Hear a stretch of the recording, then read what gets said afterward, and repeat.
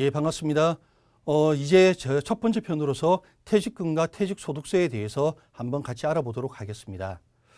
저희가 이제 퇴직을 갖다가 하게 된다면 가장 먼저 궁금해하는 부분들이 바로 요 세금 관련되는 내용이죠. 저희들이 이제 받게 되는 이 퇴직금에도 세금이 붙습니다. 근데 이 퇴직소득세에 대해서 잘 모르세요. 그래서 저희가 일반적으로 받는 이 급여와 관련된 내용과 한번 비교해서 말씀을 좀 드리겠습니다. 저희 고객님들 일반적으로 퇴직금 말고 이 급여를 갖다가 받게 되면 매년 연초에 연말정산이라는 것을 하게 되어 있죠. 연말정산 하는 방법은 다 아실 거예요. 기본적인 요 소득에다가 근로소득 관련되는 공제를 제외하고 나오는 이 가세표준을 가지고 그 해당되는 어떤 세율들을 갖다가 곱해서 저희가 세금을 납부하면 연말정산은 끝납니다. 이런 저희가 일반적인 연봉에 대한 연말정산하고 동일하게 저희들이 이제 받게 되는 요 퇴직금 이 부분도 흐름은 동일한 흐름을 가져가고 있습니다. 지금 제 앞에 보신 것처럼 퇴직소득 역시 받게 된다면 퇴직소득 관련되는 공제를 하고 나오는 이제 가표에다가 앞서 말씀드린 저희가 연말정산에 적용했던 이 세율표를 그대로 적용해서 세금을 내도록 되어 있거든요. 근데 한번 생각해 보시면 저희가 1년 단위로 세금을 계산해서 내는 연말정산, 그리고 짧게는 1, 2년, 길면 20년, 30년에 걸쳐서 저희가 발생한 퇴직금, 금액이 어디가 더 많을까요? 당연히 퇴직금이 많을 겁니다. 따라서 퇴직금 금액이 높다 보니까 이 가세 표준 저희가 금액대가 8천만 원 또는 1억, 2억 이런 어떤 높은 구간에 해당돼서 세금을 더 많이 내야 되는 거 아니냐라고 말씀을 하십니다. 하지만 이런 문제점이 있기 때문에 퇴직소득세를 계산을 할 때는 저희가 근속기간을 가지고 계산을 갖다가 하도록 되어 있습니다. 말 그대로 근속기간별로 안분해서 소득을 구하고 그에 따른 저희가 가표와 세율을 적용한다. 이렇게 한번 보시면 될 텐데요. 이런 내용을 갖다 실제 사례를 가지고 한번 말씀을 좀 드리겠습니다. 91년도에 저희가 입사를 하신 분이 올 2020년도에 퇴직을 갖다가 하시고 이제 퇴직금으로서 3억을 갖다가 받습니다. 그러면 근속기간이 몇 년이죠?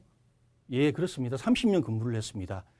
이 고객 같은 경우에 저희가 세금을 갖다 계산을 해보면 최종적으로 1,510만 원 정도 이렇게 세금이 나옵니다. 그런데 저희가 동일한 올해 2020년도에 퇴직을 했고 퇴직금도 3억 원인 고객이 있습니다. 그런데 이분의 근속기간은 2020년부터 근무를 해서 약 19년 정도 되거든요. 그런데 이분 같은 경우에 세금을 계산을 하면 약 2,590만 원. 그래서 앞서 말씀드린 30년 근속자에 비해 가지고 세금은 무려 1,000만 원 넘게 이렇게 더 내도록 되고 있습니다. 그럼 이제 큰 흐름 이해를 하셨을 거예요. 퇴직금은 근속기간에 따라서 저희가 내야 될 어떤 세금 부분이 줄어든다. 그런데 저희가 이런 어떤 사례도 있습니다. 91년도에 입사를 해서 2020년도에 3억 원의 퇴직금을 받고 퇴직을 갖다가 하시는데요.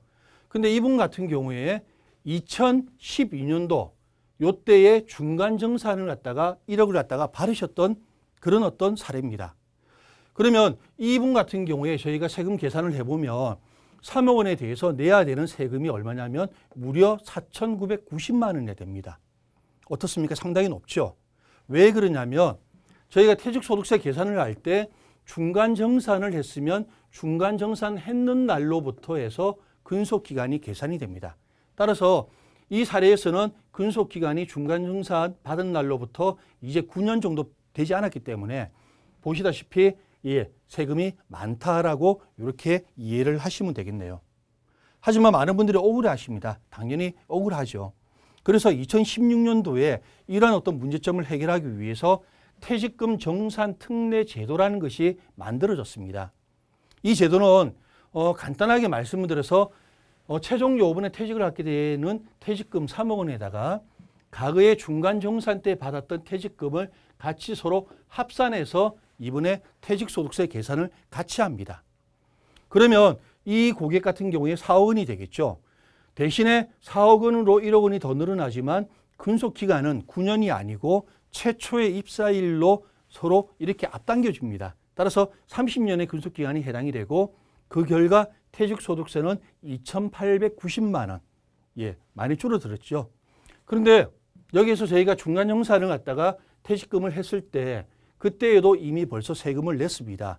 이분 같은 경우에는 280만 원을 내셨거든요. 요거는 또 빼줍니다. 그러면 최종적으로 이분이 내야 되는 세금은 약 2,610만 원입니다. 따라서 일반적인 경우에 내야 되는 거의 5천만 원에 비해서 실질적으로 정산특례를 적용했을 때 내는 세금을 차이를 비교해 보면 2,380만 원이나 절세가 되니까 당연히 어떻습니까? 도움이 되겠죠. 근데 여기서 문제가 있습니다. 이 중간정산에 대한 저희가 정산특례는 일반적으로 회사에서 다 챙겨주면 참 좋지만 워낙 많은 분들이 퇴직을 하기 때문에 회사에서 일일이 전부 다 챙겨주지를 못합니다. 따라서 이 중간정산특례 제도를 갖다가 본인이 직접 한번 해보시고 물론 중간정산을 받았던 분에 한해서입니다. 그래서 저희가 일반적인 경우에 하는 경우 그다음에 이 정산특례 제도를 적용하는 경우 각각의 세금을 서로 비교를 해보시고 저희가 정산특례가 더 유리하면 회사에다가 나는 퇴직금 정산특례 적용을 해달라고 요청을 하셔야 된다는 겁니다. 정리를 한번 하자면 이 정산특례 제도가 있다. 근데 어떤 경우에 해당이 되냐면 과거에 중간정산을 받았던 분들은 한 번 정도는 꼭 한번 계산을 해보시라는 겁니다.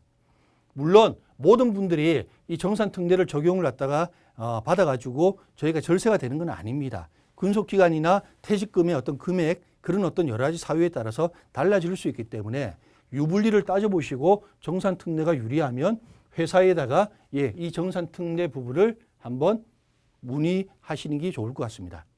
그럼 이제 계산을 어떻게 하느냐?